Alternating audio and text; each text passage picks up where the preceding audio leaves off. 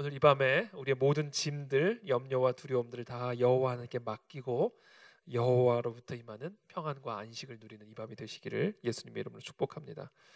오늘 16장 1절의 말씀은 이렇게 시작합니다. 마음의 경영은 사람에게 있어도 말의 응답은 여호와께로부터 나오느니라. 이것을 조금 더 우리가 이해하기 쉬운 언어로 바꾸어서 표현을 하면 이렇습니다.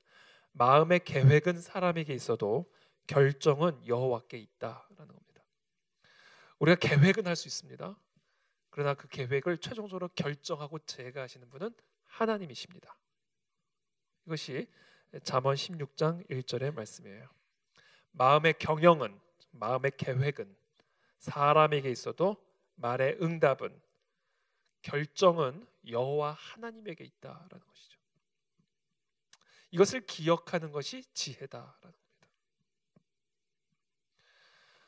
첫 번째, 이 지혜의 말씀은 우리에게 한 가지 첫 번째 중요한 가르침을 줍니다. 사람은 계획할 수 있는 존재다. 사람은 또 계획하기를 좋아하는 존재다라는 겁니다. 나는 내년에 이런 일을 할 거야. 앞으로 5년 후쯤에는 나의 모습이 이런 모습이겠지. 제가 생생하게 기억나는 게 90년도 말에 99년, 98, 9년 때였을 겁니다. 그때 제가 이제 하와이 그 YWAM에서 이제 훈련 받고 있었을 때였는데, 그때 제가 하나님 앞에 참 큰 꿈을 가지고 기도하고 있었고, 많은 계획들을, 그때 제가 뭐 20대 이렇게 되면 또 제 나이가 나오니까 뭐 다 아는 나이 뭐 20대 초중반 때였으니까, 그때 그 앞으로 10년 후를 이제 생각을 하면 제가 막 가슴이 막 복받쳐 오르는 거예요. 너무 흥분이 되는 거예요. 10년 후에는 내가 이런 공부를 마치고 아마 이런 공부를 마치고 아마 이런 일을 하게 되지 않을까. 그러니까 그 당시 10년 후면요 정말 놀라운 일들을 할 수 있을 것 같은 시간이었습니다.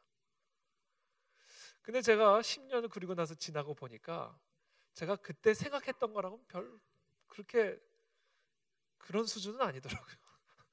생각보다 상당히 평범한 시간들이었어요.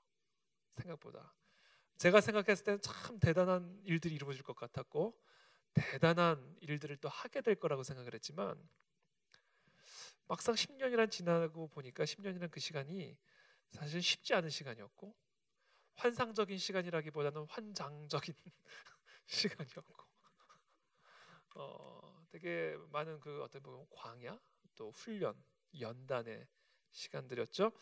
그래서 제가 생각했던 어떤 그런 기대치하고는 조금 다른 그림이었다라는 것을 제가 기억을 하게 됩니다. 우리가 계획은 자유입니다. 꿈을 꾸는 것도 자유고요. 그러나 결정적으로 그 모든 것들을 결정하고 실현시키시는 분은 여호와 하나님이시다. 그것을 이해하고 인정하는 것이 지혜다라는 겁니다. 사람은요, 조금 전에 말씀드린 것처럼 생각의 자유가 있고 의지의 자유가 있기 때문에 자기가 가장 좋다고 바람직하다고 생각하는 계획들을 세우고 또 자신의 안들을 내놓을 수 있는 존재입니다. 자신이 바라는 미래, 꿈, 비전들을 그리면서 그것들을 성취하기 위한 구체적인 노력들을 자유롭게 할 수 있는 존재고요. 또 구체적인 계획들을 구체적으로 만들어서 그것을 월 단위로 구체적으로 실행해 나갈 수 있는 자유와 의지와 능력이 있는 존재가 사람입니다. 그런데 그와 같은 사람이 갖고 있는 아주 치명적인 약점이 있어요. 계획할 수 있고 꿈도 꿀 수 있고 또 그것을 구체적으로 계획을 만들어서 구체적으로 실행에 옮길 수도 있는 그런 능력이 있는 존재이지만, 그런 인간이 갖고 있는 아주 치명적인 약점이 있는 게 뭐냐면 미래를 모른다. 내일 무슨 일이 일어날지를 모른다. 그게 인간이 갖고 있는 치명적인 약점입니다.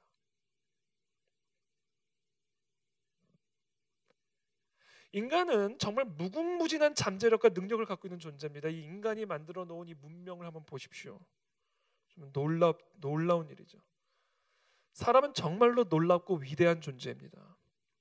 그러나 그런 인간이 갖고 있는 아주 결정적이고 치명적인 약점, 인간이 갖고 있는 그 무궁무진한 능력과 잠재력을 다 무력화시키고도 남을 수 있는 치명적인 약점, 연약함이 있는데 한 치 앞을 볼 수 없는 존재다라는 거예요. 야고보서 4장 13절에서 14절의 말씀입니다. 들으라, 너희 중에 말하기를 오늘이나 내일이나 우리가 어떤 도시에 가서 거기서 1년을 머물며 장사하여 이익을 보리라 하는 자들아, 내일 일을 너희가 알지 못하는도다. 너희 생명이 무엇이냐? 너희는 잠깐 보이다가 없어지는 안개니라.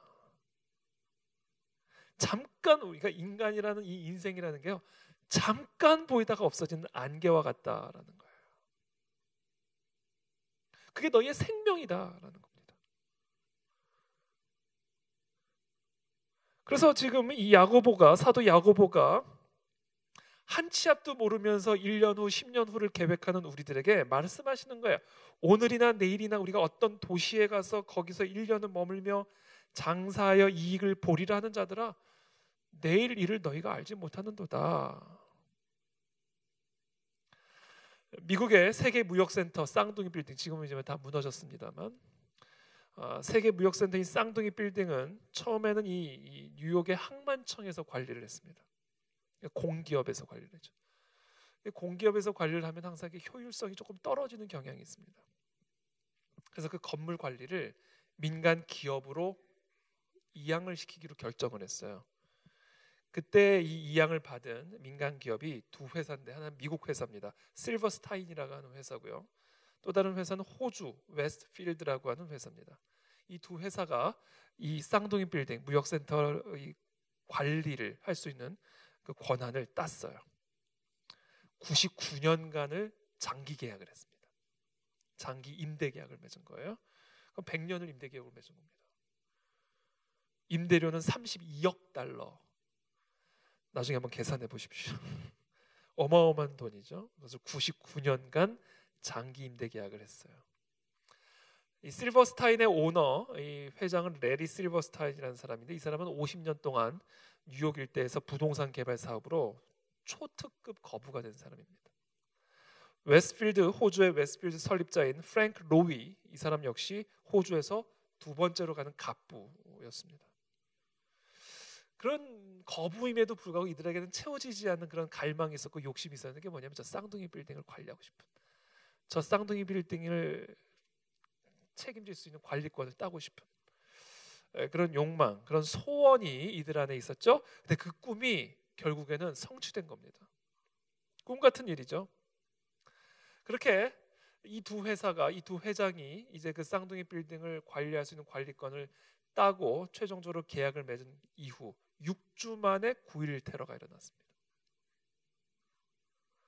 남의 슬픔을 이렇게 우스우시면 안 돼요. 6주 만에 그 빌딩이 그냥 다 무너져 버린 거예요. 누가 상상을 했겠습니까? 여러분 상상해 보십시오. 아니, 그 쌍둥이 빌딩이 무너질 거라고 누가 상상을 했겠어요?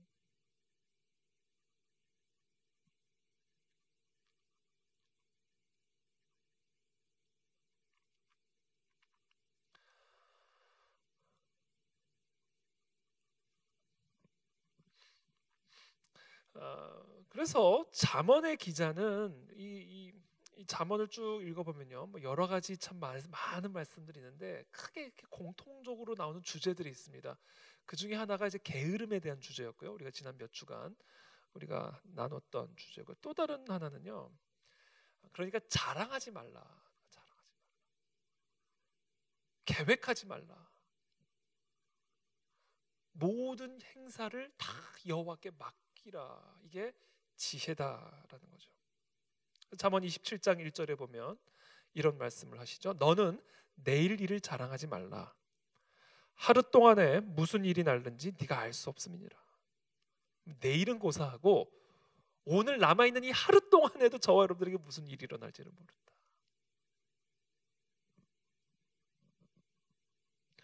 아까 제가 잠깐 시간이 나서 잠깐 뉴스를 보는데 한 젊은 여배우가 결혼한 지 한 2달 만에 뜻밖의 사고로 세상을 떠나는 그런 일들이 있었더라고요.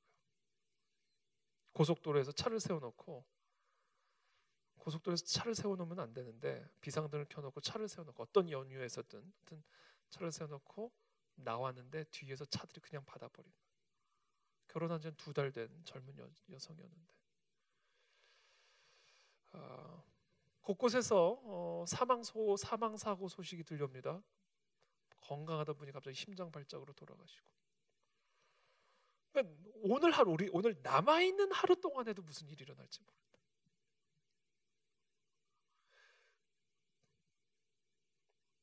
그렇기 때문에 이 잠언 기자가 우리에게 가르쳐 주시는 아주 중요한 진리가 있어요. 그건 뭐냐면요. 현재의 삶에 충실할 것을 가르쳐 줍니다. 내일 무슨 일이 일어날지, 내일 어떤 사고가 터질지 정말 아무도 모르기 때문에 지혜로운 사람은 내일 일을 고민하고 내일 일을 염려하고 내일 일을 계획하며 상상의 나래와 꿈의 날개를 펼치는 게 아니라 오늘 내게 주어진 삶을 최선을 다해서 성실하게 집중하는 것. 이게 사실은 잠언의 기자가 우리에게 가르쳐 주시는 지혜로운 삶의 원리다라는 겁니다. 아무리 야무진 계획을 세우며 살지라도 결국 그것을 결정하시는 분은 하나님이기 때문에 우리가 아무리 거창한 계획을 갖고 그것을 철저하게 준비를 하고 그리고 그것을 철저하게 실행에 옮길지라도 내 뜻대로 내 마음대로 되지 않는 게 우리의 인생이다라는 겁니다. 그러므로 이것을 우리가 기억해야 된다라는 것이죠. 그래서 우리가 이제 영어로 현재를 present이라고 하잖아요. 근데 동시에 선물을 또 present이라고 얘기합니다. 그렇죠? 현재가 곧 우리에게 주어진 선물이다.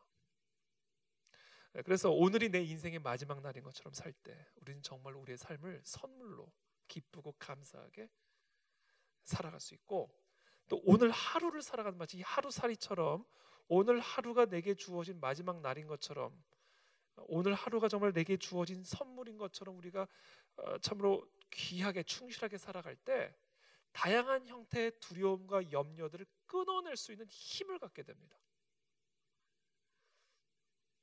저도 그 10년이라는 시간, 제가 아까 잠깐 말씀드렸던 그 10년이라는 시간 동안 대단한 일이 일어날 거라고 생각했던, 기대했던 그 10년이라는 시간이 환상적인 시간이었다기보다는 매우 고통스럽고 또 연단이 되는 그런 시간들이 상당한 부분들을 차지하고 있었는데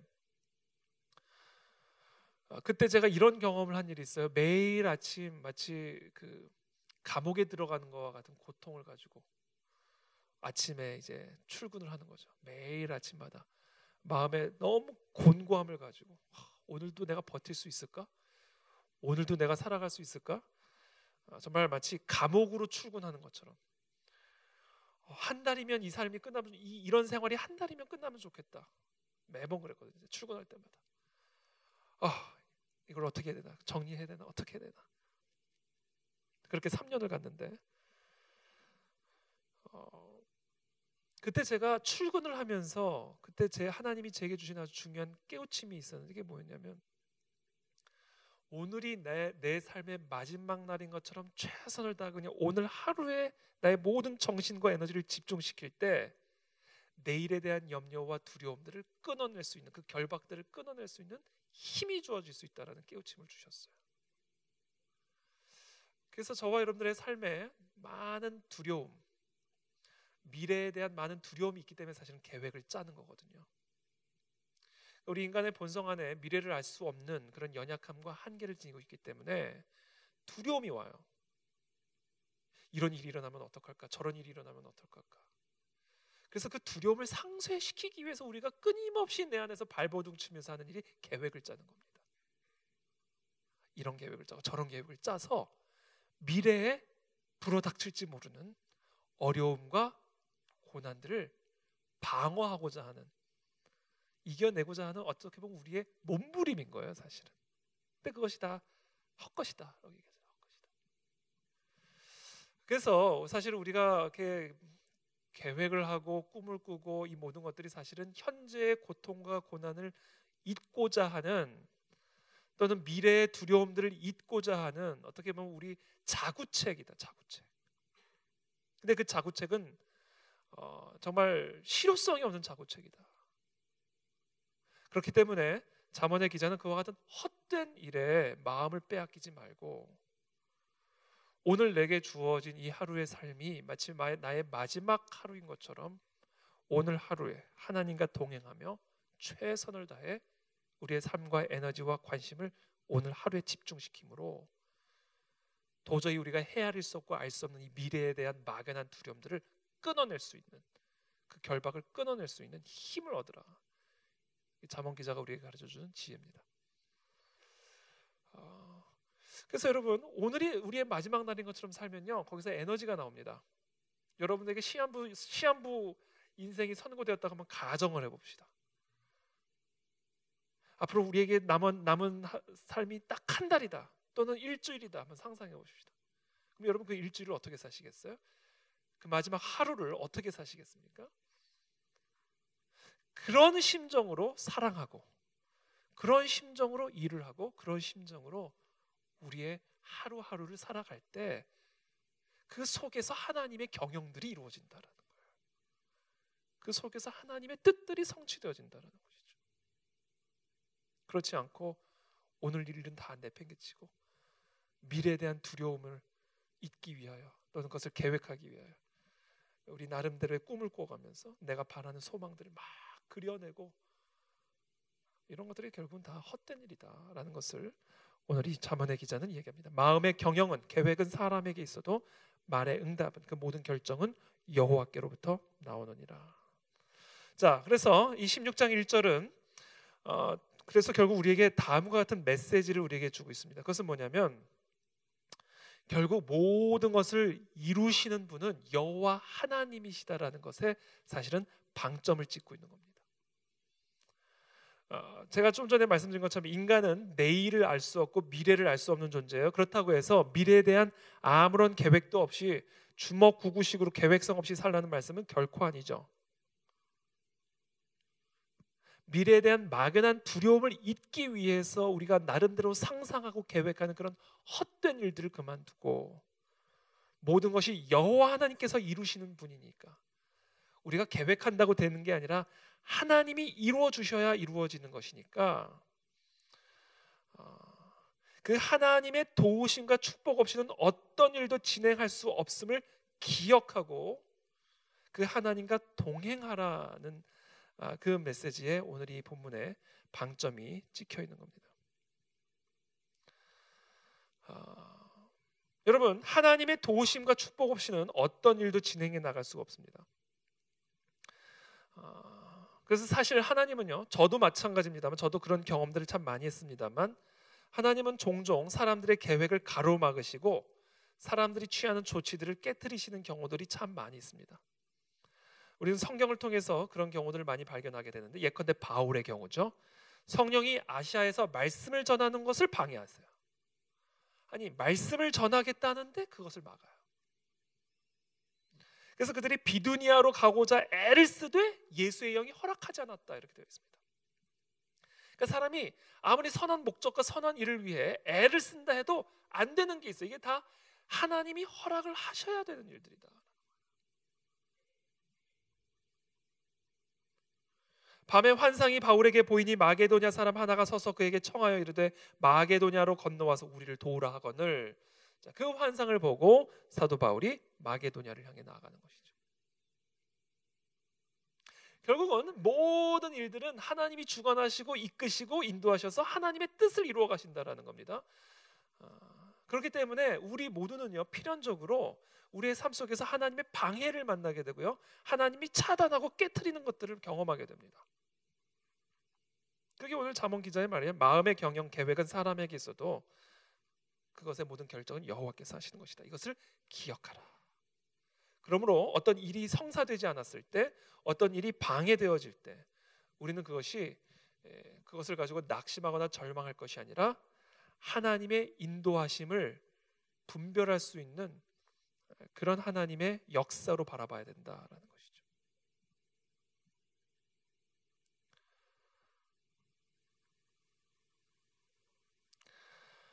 예레미야서 33장 말씀 한번 펴보시겠어요? 예레미야서 33장 말씀.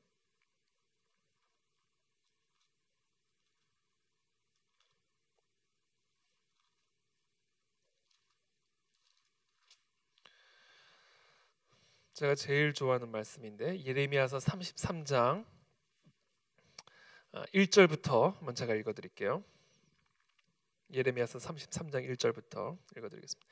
예레미야가 아직 시위대 뜰에 갇혀 있을 때 여호와의 말씀이 그에게 두 번째로 임하니라. 이르시되 이를 행하시는 여호와, 그것을 만들며 성취하시는 여호와, 그의 이름을 여호와라 하는 이가 이와 같이 이르시로다. 너는 내게 부르짖으라. 내가 네게 응답하겠고 네가 알지 못하는 크고 은밀한 일을 네게 보이리라. 자, 지금 이 말씀은요, 하나님께서 일단 기본적으로 예레미야의 경우에는 예레미야는 지금 시위대 뜰에 갇혀 있는 상태에서 임하신 하나님의 말씀이고요. 이스라엘 백성들에게는 하나님의 가혹한, 아주 혹독한 심판을 앞두고 하시는 예언의 말씀이에요. 이를 행하시는 여호와, 그것을 만들며 성취하시는 여호와, 그의 이름을 여호와라 하는 이가 이와 같이 이르시도다. 너는 내게 부르짖으라. 내가 네게 응답하겠고 네가 알지 못하는 크고 은밀한 일을 네게 보이리라. 근데 이 말씀을 하시는 그 상황과 배경이 어떤 것이냐면 4절부터 나와요. 이스라엘의 하나님 여호와께서 말씀하시니라. 무리가 이 성읍의 가옥과 유다 왕궁을 헐어서 갈대아인의 참호와 칼을 대항하여 싸우려 하였으나 내가 나의 노여움과 분함으로 그들을 죽이고 그들의 시체로 이 성을 채우게 하였나니 이는 그들의 모든 악행으로 말미암아 나의 얼굴을 가리어 이 성을 돌아보지 아니하였음이라. 그러니까 이스라엘 백성, 이 남유다 백성들을 향한 하나님의 가혹하고 혹독한 심판을 이야기하고 계시는 겁니다. 자, 그런 심판을 말씀하시면서 동시에 이와 같은 약속을 주시죠. 그것이 6절의 말씀이에요. 그러나 보라, 내가 이 성읍을 치료하며 고쳐 낫게 하고 평안과 진실이 풍성함을 그들에게 나타낼 것이며 내가 유다의 포로와 이스라엘의 포로를 돌아오게 하여 그들을 처음과 같이 세울 것이며 내가 그들을 내게 범한 그 모든 죄악에서 정하게 하며 그들이 내게 범하며 행한 모든 죄악을 사할 것이라.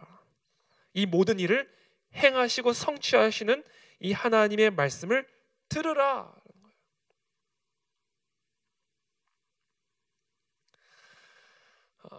그래서 오늘 이 말씀, 우리에게 주신 이 말씀은 이겁니다. 결국 우리의 모든 삶의 주권은 여호와 하나님의 손에 달려 있으므로 저와 여러분들에게 반드시 필요한 것이 있는데 그것은 뭐냐면 우리에게 주시는 하나님의 계시를 받아서 움직여야 된다라는 거예요.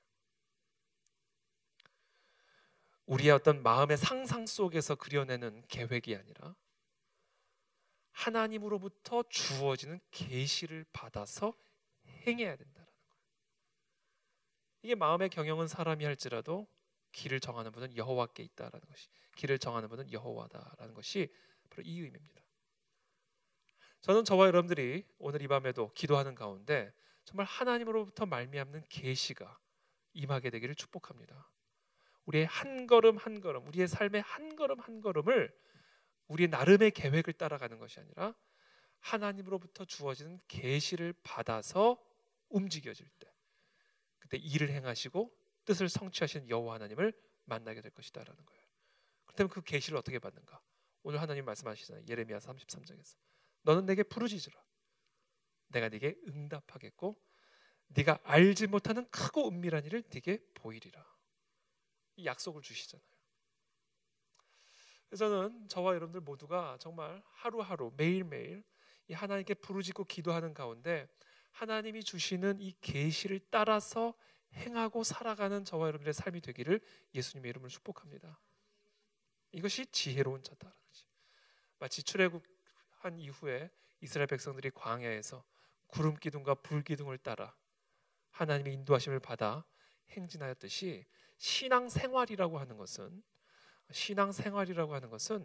하나님의 계시를 받아 그 계시를 따라가는 삶이다라는 거예요. 근데 참 안타까운 일은 많은 그리스도인들이 그 하나님의 계시와 상관없이 마치 계시는 뭐 특별한 사람만 받을 수 있는 것과 같은, 계시라는 것을 우리가 너무 거창하게 무슨 환상을 보고 무슨 음성을 듣고 뭐 육성의 음성을 듣고 어떤 신비, 물론 하나님의 계시를 받는 것은 영적인 신비죠. 신비로운 일이죠. 신비로운 일입니다. 그러나 우리가 생각하는 어떤 그런 신비주의적인 신비함이 아니라 일상 속에서 우리는 하나님의 계시를 받을 수 있다라는 거예요. 언제요? 하나님께 부르짖을 때.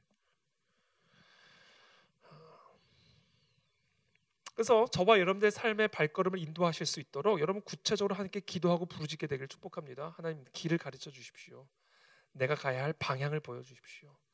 내가 선택해야 할 길을 가르쳐 주십시오. 그 계시를 받아 움직일 때 우리는 일을 행하시고 성취하시는 하나님을 경험할 수 있다.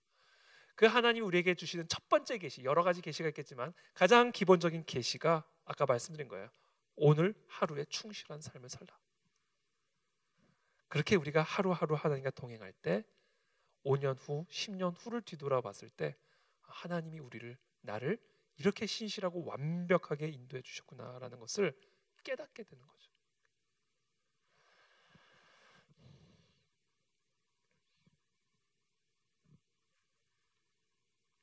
우리 성경에 보면 그런 참 위대한 하나님의 인물들을 많이 보죠. 그런 그 하나님의 그 마음은, 그러니까 사람의 마음이 계획을 할지라도 결국은 하나님께서 모든 길을 정하신다라는 이 진리를 보여주고 가르쳐주는 많은 위대한 인물들이 있는데 그 대표적인 인물이 두 명 있습니다. 한 사람은 부정적인 개념에서 아주 대표적으로 우리에게 가르쳐주고 있는 요나고요. 또 다른 한 분은 아주 긍정적인 의미에서 우리에게 가르쳐주고 있는 요셉입니다. 둘 다 요시네요. 요나와 요셉. 우리가 잘 알다시피 요나는 하나님의 주권과 뜻과 상관없이 마음의 계획과 상상을 가지고 난 니느웨 싫어. 그리고 어디로 가죠? 다시스로 갔다가 물고기 뱃속으로 들어가죠. 결국은 니느웨로 가잖아요. 그러니까 좋게 배상 내고 배 타고 니느웨를 가느냐 아니면 결국은 돌아 물고기 배를 타고 니느웨를 가느냐의 차이예요. 모든 것은 하나님이 결정하는 거예요. 반면에 요셉 보십시오. 형들에게 팔려나가죠. 노예로 팔려나가죠. 보디발의 종이 되죠. 보디발의 아내에게 억울한 누명을 써서 감옥으로 들어가죠. 그런데 그 감옥 안에 있는 요셉을 결국은 애굽의 총리로 세우는 분도 하나님인 거예요. 그러니까 사람이 해친다고 해쳐지는 게 아니에요. 사람이 망가뜨린다고 망가지는 게 아니다라는 거예요. 사람이 뭐를 세운다고 해서 세워지는 것도 아니고 사람이 망가뜨린다고 해서 망가지는 것도 아니다. 모든 것은 결국은 하나님께서 행하신다. 하나님의 손에 달린 문제다라는 겁니다. 그것을 기억하시고 오늘 이 밤에 하나님께 부르짖으십시오. 일을 행하시고 뜻을 성취하시는 여호와 하나님께 우리가 부르짖을 때 우리가 지금 요나와 같은 형편에 있든 또는 요셉과 같은 형편에 있든 우리가 어떤 형편에 있든 일을 행하시고 그 뜻을 성취하시는 여호와 하나님의 계시를 받아 그 뜻을 경험하게 되는 그런 하나님의 백성이 될 줄로 믿습니다. 자, 이 사실을 우리가 깨달았다면 모든 것이 하나님의 뜻에 달려있다라는 이 귀한 진리를 우리가 깨달았다면 우리가 반드시 해야 할 두 가지가 있어요. 이 두 가지만 제가 오늘 간략하게 말씀을 드리고 오늘 메시지를 마치겠습니다. 정말 마음의 경영은 사람이 할지라도 모든 응답은 여호와께로부터 나온다라는 것을 믿는다면 그리고 잠언 16장 9절처럼 사람이 마음으로 자기의 길을 계획할지라도 그의 걸음을 인도하시는 이는 여호와 신이라는 것을 정말로 이제는 알았다면 저와 여러분들이 반드시 해야 할 두 가지가 있습니다. 그 두 가지의 첫 번째 2절의 말씀입니다. 잠언 16장 2절의 말씀 함께 읽겠습니다. 시작. 사람의 행위가 자기 보기에는 모두 깨끗하여도 여호와는 심령을 감찰하시느니라. 자, 우리의 마음의 중심을 감찰해야 됩니다. 우리가 마음으로 계획할지라도 그 마음의 계획이 하나님의 뜻과 일치하지 않으면 그것은 다 헛꿈이에요. 그러니까 지금 잠언 16장 1절과 9절에서 마음으로 자기의 길을 계획하는 거, 마음의 경영, 계획을 원천적으로 금지시키는 메시지가 아니에요. 마음을 계획하되 마음으로 자기의 길을 계획하되 그것을 하나님의 뜻에 합하게 계획을 만들어야 된다는 거예요. 하나님의 계시를 받아야 된다는 겁니다. 우리의 마음의 계획과 하나님의 계획이 일치해야 된다는 것을 의미하는 겁니다. 왜? 모든 건 하나님이 결정하는 거니까. 우리가 계획한다고 그 계획이 성취되는 게 아니니까. 지혜로운 자는 계획을 하되 하나님의 계획과 일치된 계획을 하는 사람이다라는 거예요. 이게 지혜로운 사람이다라는 겁니다. 하나님의 계획에 대해서는 아무런 상관도 없이 관심도 없이 그냥 자기 계획만 가지고 돌리는, 그것은 어리석은 자라는 겁니다. 왜? 계획하는 것 자체가 나쁘기 때문이 아니라 헛된 계획이기 때문이다. 그래서 정말로 지혜로운 사람은 계획을 하되 하나님의 계획과 일치된 계획을 한다라는 겁니다. 이것을 우리는 일컬어 하나님이 사람의 마음의 중심을 보신다라는 메시지. 이게 우리의 마음의 중심이 하나님의 마음에 합한 자가 되어야 된다라는 메시지입니다. 그러므로 오늘 이 잠언 16장 1절과 9절, 마음의 경영은 사람에게서도 말의 응답은 여호와께로부터 나온다. 마음으로 자기의 길을 계획할지라도 그 걸음을 인도하는 분은 여호와다라는 이야기는 우리의 마음의 중심이 하나님의 마음과 합한지를 점검하라는 얘기입니다. 하나님의 마음과 내 마음이 통하고 있는가? 내 마음의 중심에 있는 것이 하나님의 마음의 중심에 있는 것이고 하나님의 마음의 중심에 있는 것이 바로 내 마음의 중심에 있는 것인가를 점검하고 계획하라는 얘기예요. 그것과 상관없이 계획하는 건 다 헛된 일이다. 그러므로 우리가 오늘 이 밤에 해야 할 첫 번째 중요한 작업은 저와 여러분들이 바라고 소원하는 그 소원 중심이, 저와 여러분들이 계획하고 꿈꾸고 있는 그 계획의 중심이 하나님의 그것과 일치하는지를 점검해야 됩니다.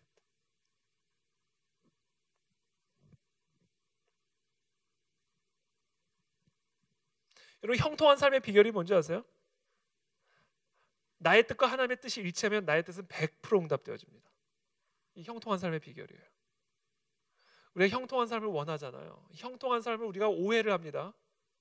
이 잠언 오늘 본문을 제대로 기억하지 못했기 때문에 오해하는 거예요.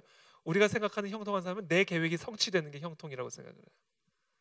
내 뜻이 다 이루어지는 게 형통한 삶이라고 생각하죠. 내가 10년 전, 20년 전 계획했던 것들이 10년 후, 20년 후에 다 성취됐을 때 난 형통한 인생이다라고 생각합니다. 그런 일은 일어나지도 않고 일어날 수도 없어요. 형통한 삶의 정의는 내 삶 속에서 하나님의 뜻이 이루어지는 겁니다. 내 마음의 중심이 하나님의 마음의 중심과 하나가 되어질 때 나의 삶은 형통한 인생이 되는 거예요.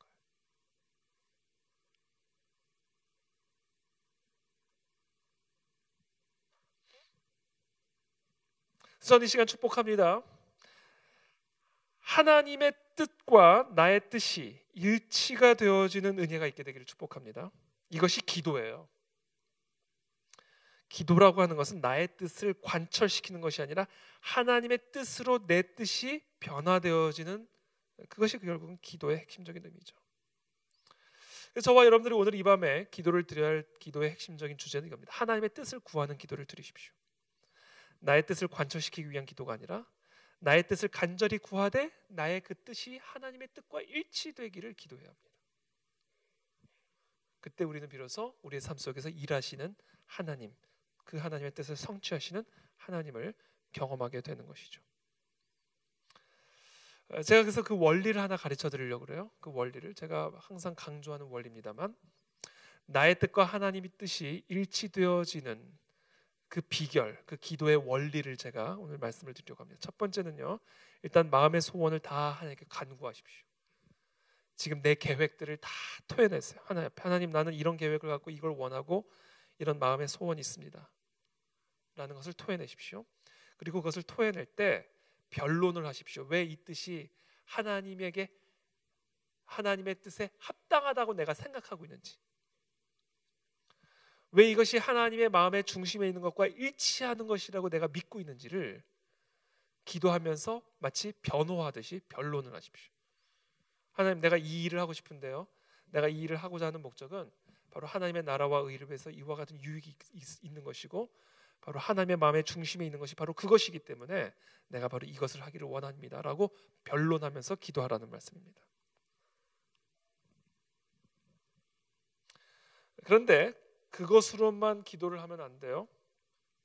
거기 한 가지를 첨언해야 됩니다. 그것은 바로 그러나의 기도예요. 그러나 내가 하나님의 마음의 뜻을 위하여, 하나님의 나라와 영광을 위하여 내가 이와 같은 마음의 소원을 품고 있고, 그래서 지금 내 생각에는 내 마음의 중심에 있는 것과 하나님 마음의 중심에 있는 것이 일치하다고 생각을 하지만, 그러나 하나님이 갖고 계신 뜻과 내 뜻이 만약에 다를 경우에는 나의 뜻보다 하나님의 뜻이 더 좋다고 나는 믿고 그 아버지의 뜻이 내 삶 속에서 이루어지기를 내가 원합니다라고 고백하고 표현을 해야 된다라는 겁니다. 우리는 그것을 통해 나의 뜻이 하나님의 뜻으로 변화되어지는 그런 하나님의 역사를 경험하게 됩니다.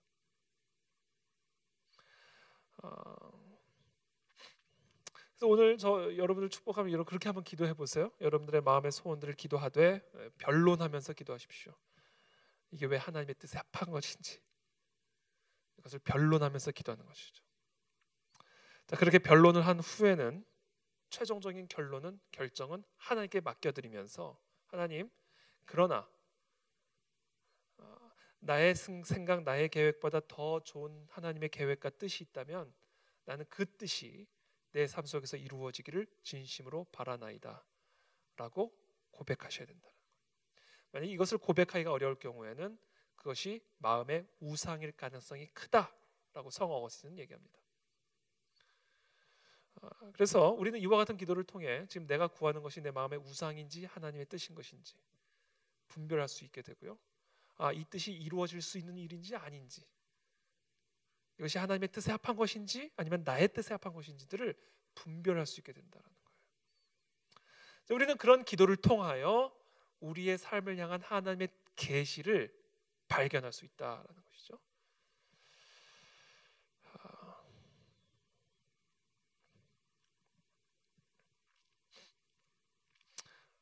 그리고는 3절 말씀입니다. 우리가 마지막으로 해야 할 일 3절 말씀.